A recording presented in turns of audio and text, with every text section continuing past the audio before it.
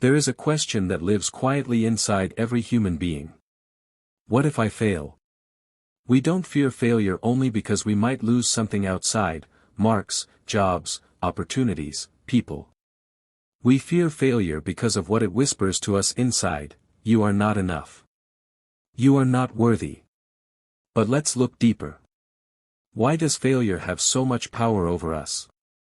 And how do we move past it? 1. Why we fear failure, the invisible weight. A. Fear of judgment. Often, what we fear is not failure itself, but the eyes of others. The laughter. The gossip. The silent comparison. It is not, I failed, but, they saw me fail. B. Fear of identity loss. We build identities: I am the smart one, the strong one, the talented one. Failure threatens that fragile picture. If I fail, who am I now? C. Fear of wasted effort. When we have poured months, years, even our soul into something, the idea of it not working feels unbearable. We fear that the hours, tears, and sacrifices will dissolve into nothing. D. Fear of future collapse. Failure feels like a prophecy. If I fail today, I'll keep failing tomorrow. Maybe my destiny is failure. The human brain is wired for survival. It magnifies risks, imagines worst-case scenarios. E. Fear of pain itself. Sometimes, the memory of failure wounds us so deeply that we try to avoid ever feeling it again. So we stop trying, we stop risking, we shrink into safety. But remember, hiding from failure is also hiding from life. 2. What fear of failure does to us. It paralyzes us. We don't even start, because we fear the end. It makes us small, we aim lower than our real potential. It turns us cruel to ourselves, our inner critic becomes louder than any outer enemy. And worst of all, it robs us of growth. For every failure avoided, we also avoid a chance to become more.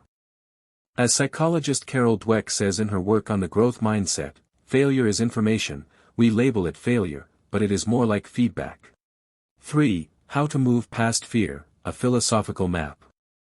Step 1. Accept failure as part of being human.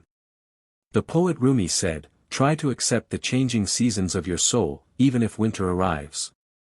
Failure is one of those seasons. You cannot avoid winter. But you can learn to live through it. Step 2. Redefine what failure means. Thomas Edison, when asked about his failures before inventing the light bulb, said, I have not failed.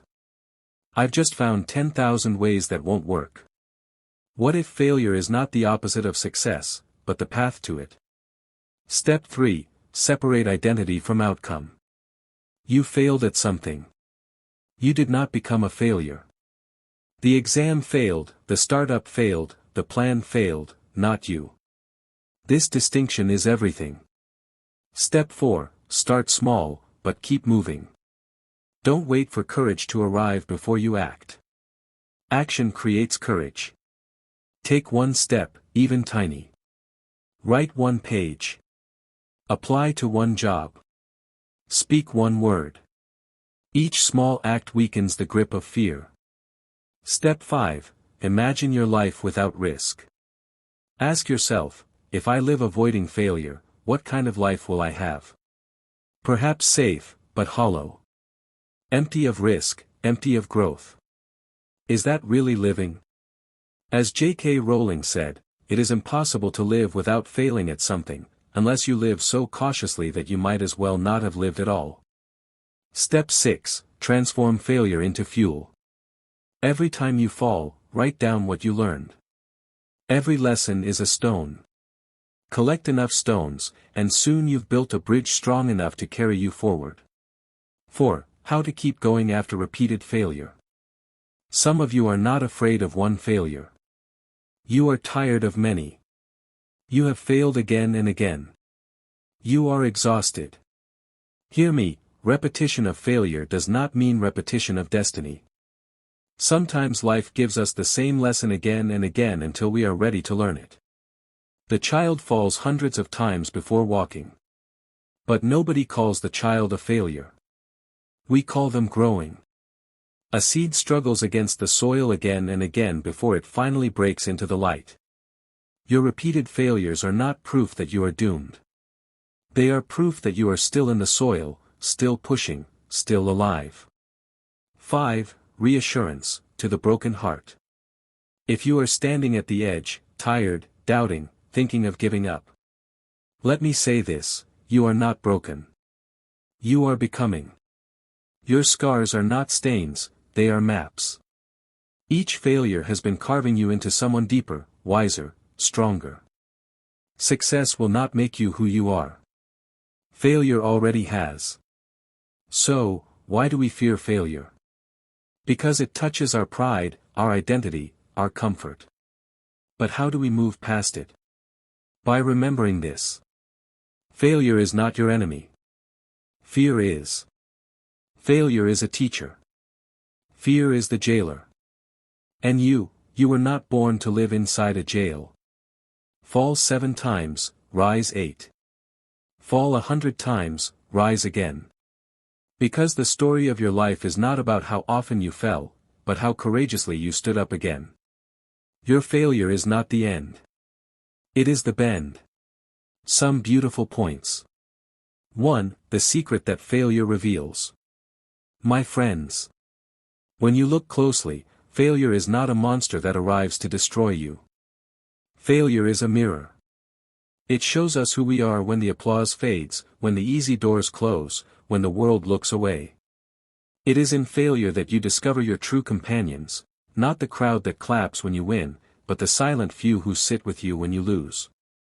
It is in failure that you discover your own heart, its fragility, yes, but also its astonishing capacity to rise again.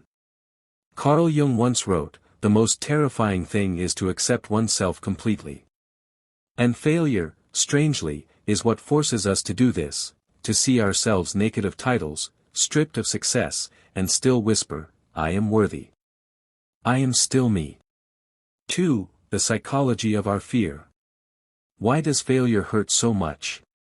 Psychology tells us, because our brains are wired to equate rejection with danger. Thousands of years ago, being cast out from the tribe meant death.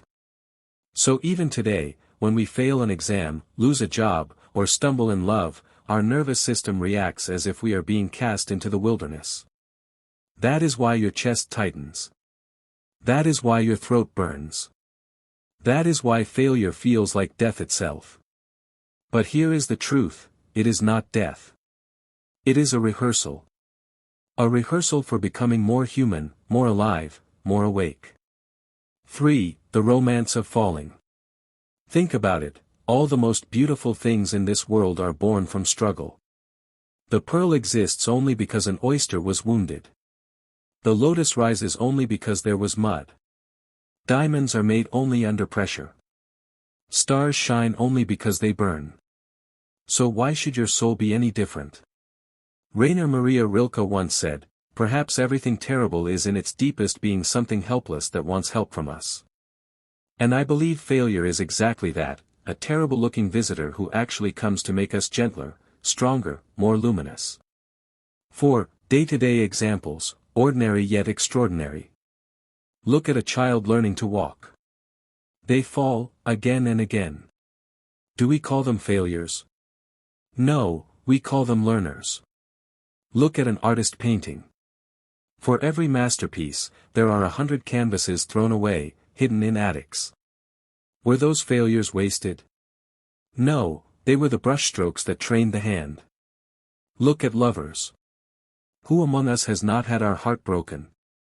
Yet each heartbreak deepens us, softens us, makes the next love richer, more tender. Failure in love is not wasted, it is fertilizer for compassion. Look at nature. Winter looks like failure daring to dream again. 10. Romanticizing the journey. Imagine your life as a novel. Would you read a book where everything worked out on page 1? No, we crave stories with conflict, with brokenness, with resurrection. So why do we wish our lives to be without them?